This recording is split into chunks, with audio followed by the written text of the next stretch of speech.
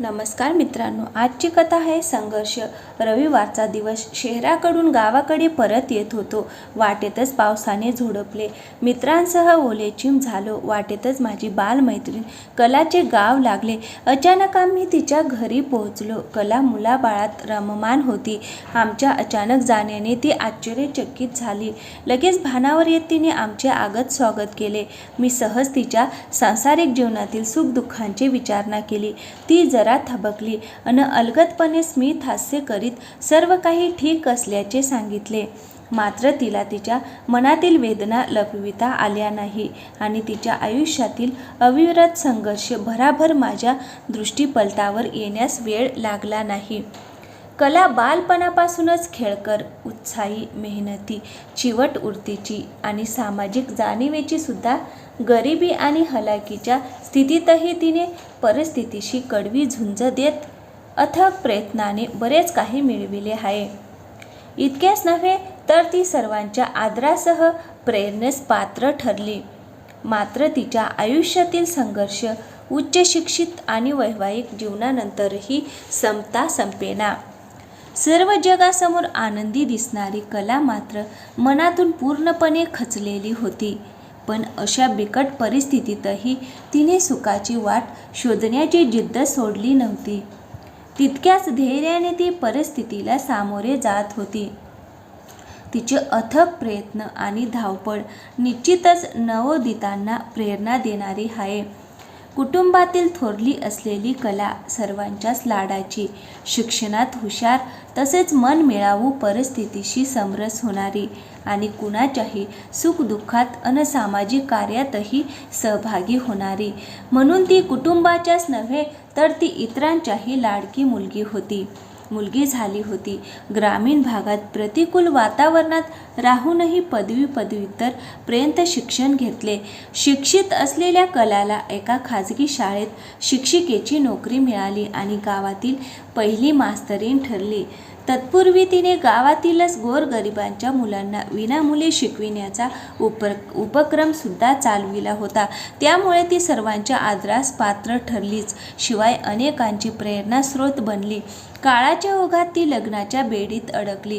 स्वयंनिर्भर होईपर्यंत लग्नाचा विचार नसल्याचा कलाचा हा गुणधर्मवर पित्याला चांगलाच भावला. भविष्यात तिला स्वयंनिर्भर करण्याचे आश्वासनवर पित्याने कलाच्या कुटुंबाला दिले. समजूतदार व कर्तव्यतत्पर वाटणाऱ्यावर पित्याच्या शब्दाला शिरोधार्य मानत कमी शिकलेल्या मुलासोबत लग्नासाठी तिने अखेर होकार दिला. रीतिरिवाजाप्रमाणे लग्न सोहळा संपन्न झाला. कलाला संस्कारी व श्रीमंत कुटुंब आणि जेमतेम शिकलेल्या मुलाला उच्च शिक्षित मुलगी मिळाल्याने दोन्ही कुटुंबात उत्साही व आनंदी वातावरणाची निर्मिती झाली. तिचा नवरा सर्वात थोरला होता. 2 दीर आणि 1 नणंद, सासू सासरे असे तिचे नवे कुटुंब. कलाचे सासरे तालुक्याचे ठिकाणी गट विकास अधिकारी.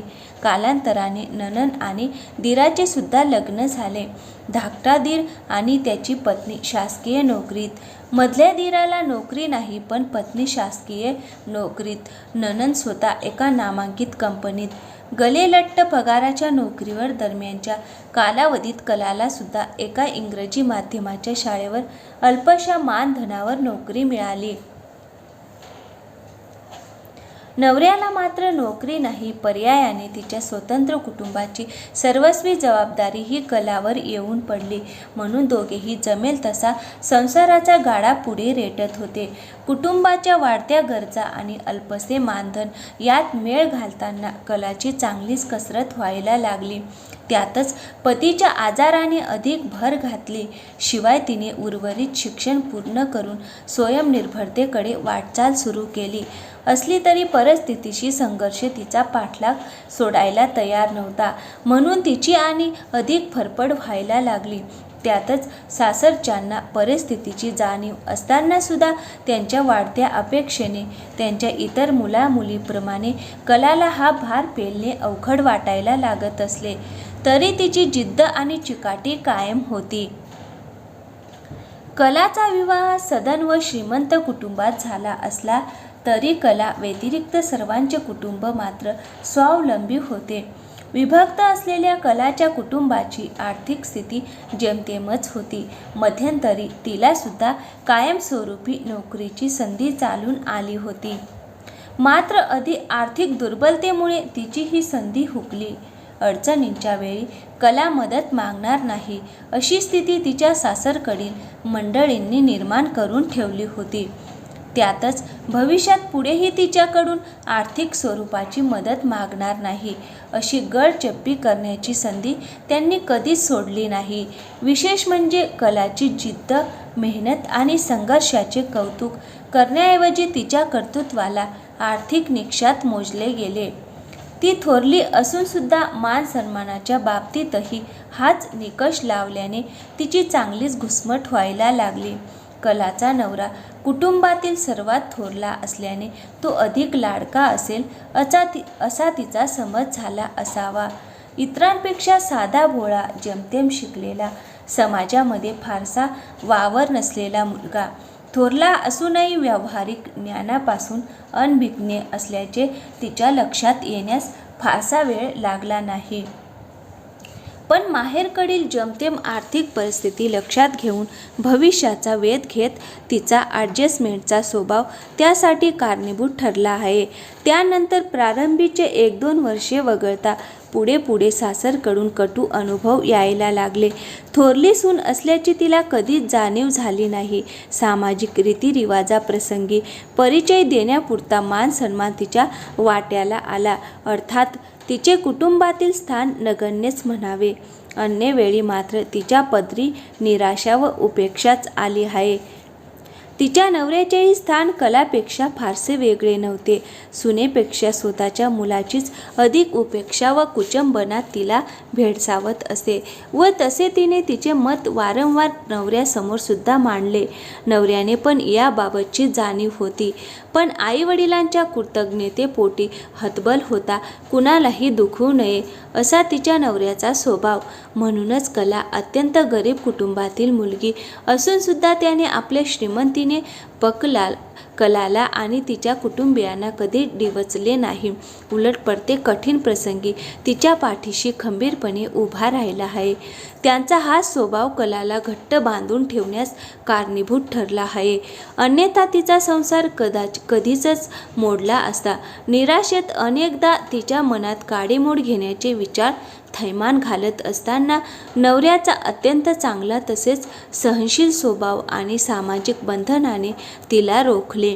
पण सासरच्या मंडळींना कधीच तिच्या चांगल्या गुणांची स्वभावाची जाणीव झाली नाही. संसार करण्यास असमर्थ असलेल्या मुलासोबत संसाराचा गाडा पुढे रेटत असतानाही तिच्या पदरी मात्र नेहमी निराशाच आली आहे. नणंदेच्या लग्नात तर थोरली सून ही केवळ नाम मात्र राहिली. कधी नव्हे इतका अपमान तिच्या वाट्याला आला आहे. घरची थोरली सून असून सुद्धा तिला स्वतःचे घर परके वाटायला लागले. माहेरच्या लोकांना तर त्यांनी कवडीचीही किंमत दिली नाही. माहेरच्यांनाही आपल्या मुलीची सासरकडे असलेल्या अस्तित्वाची जाणीव त्यांना नक्कीच होती. मात्र लेकीच्या प्रेमापोटी, संसारापोटी त्यांनी कुठेही वाच्यता केली नाही. कला मात्र अंतःकरणातून पूर्णपणे दुखावली पण हतबल होती. सासरकडून होणारी उपेक्षा तिच्या जिद्द व मेहनतीला तसेच यशाला रोखू शकले नाही.